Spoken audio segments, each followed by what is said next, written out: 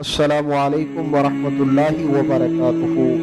ناظرین، اگر ابھی تک آپ نے ہمارے چینل کو سبسکرائب نہیں کیا تو ہمارے چینل کو سبسکرائب کر لیں اور ساتھ میں لگے بیل کے آئیکن کو ضرور پریس کریں تاکہ ہماری آنے والی ہر نئی ویڈیو کا نوٹیفیکیشن آپ کو بآسانی مل سکے۔ تو چلتے ہیں آج کے عنوان کی طرف۔ ناظرین، آج کی ویڈیو کا عنوان ہے قوم عاد کی آندھی۔ قوم عاد مقام احقاف میں رہتی تھی، جو امان و خضر موت کے درمیان ایک بڑا ریگستان ہے۔ ان کے مورے سے اعلیٰ کا نام عاد بن اوس بن ارحم بن سام بن نوح ہے۔ پوری قوم کے لوگ ان کو مورے سے اعلیٰ عاد کے نام سے پکارنے لگے۔ یہ لوگ بت پرست اور بہت بد اعمال و بد کردار تھے۔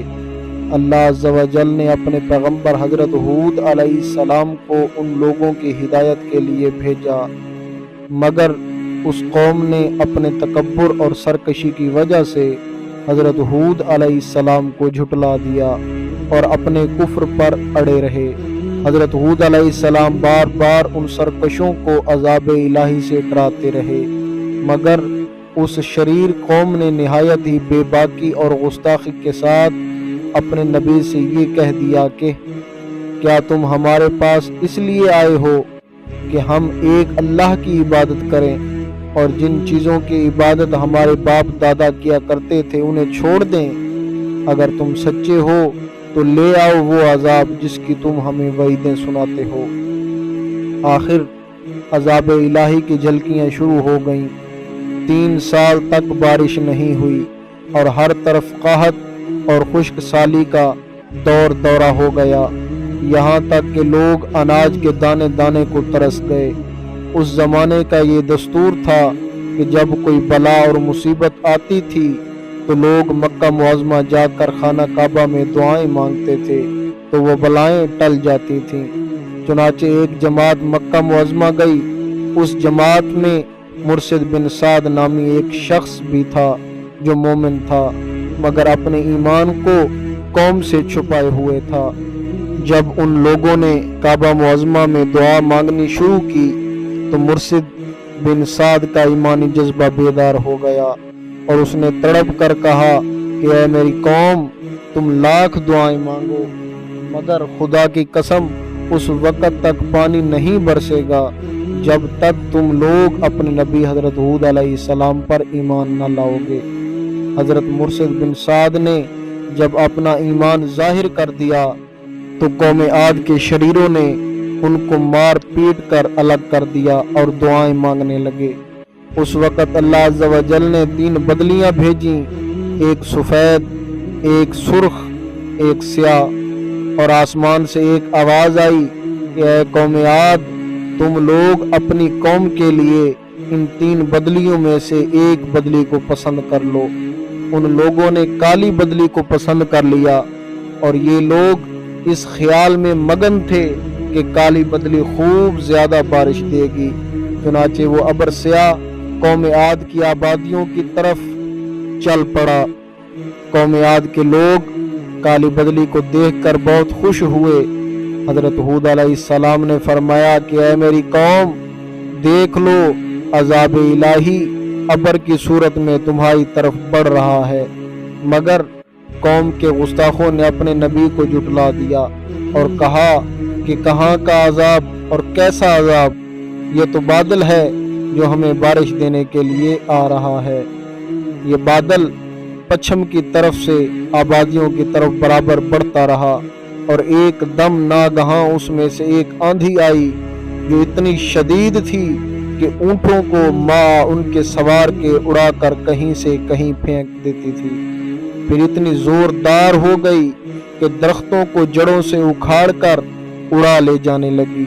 یہ دیکھ کر قوم عاد کے لوگ اپنے سنگین محلوں میں داخل ہو کر دروازوں کو بند کر لیا، مگر آندھی کے جھونکے نہ صرف دروازوں کو اکھاڑ کر لے گئے بلکہ پوری عمارتوں کو جھنجھوڑ کر ان کی اینٹ سے اینٹ بجا دی۔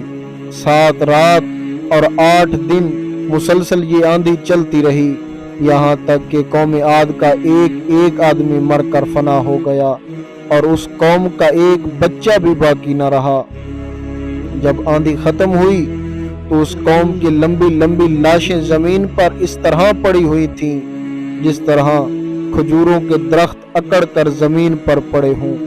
چنانچہ ارشاد ربانی ہے کہ اور عاد کے لوگ تو نہایت سخت گرجتی آندھی سے ہلاک کیے گئے، اللہ نے وہ آندھی ان پر لگاتار 7 راتیں اور 8 دن پوری قوت کے ساتھ مسلط کر دی، تو تم ان لوگوں کو ان دنوں اور راتوں میں یوں پچھارے ہوئے دیکھتے گویا وہ گری ہوئی کھجوروں کے سوکھے تنے ہیں، تو کیا تم ان میں سے کسی کو بچا ہوا دیکھ رہے ہو؟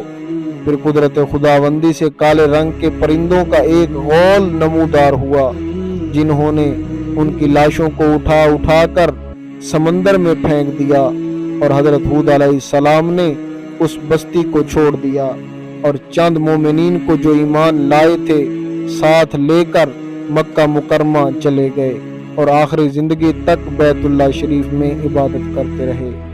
درس ہدایت قرآن کریم کے اس دردناک واقعہ سے یہ سبق ملتا ہے کہ قوم عاد جو بڑی طاقتور اور قد آور قوم تھی، اور ان لوگوں کی مالی خوشحالی بھی نہایت مستحکم تھی، کیونکہ لہلہاتی کھیتیاں اور ہرے بھرے باغات ان کے پاس تھے۔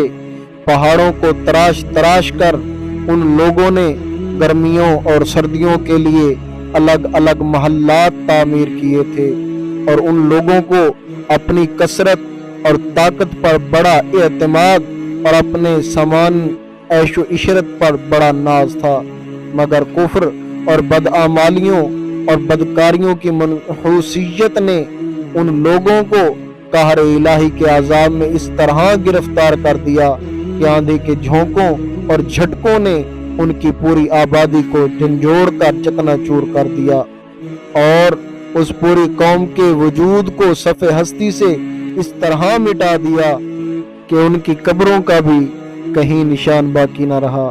تو بھلا ہم لوگوں جیسی کمزور قوموں کا کیا ٹھکانہ ہے کہ عذاب الہی کے جھٹکوں کی تاب لا سکیں گی؟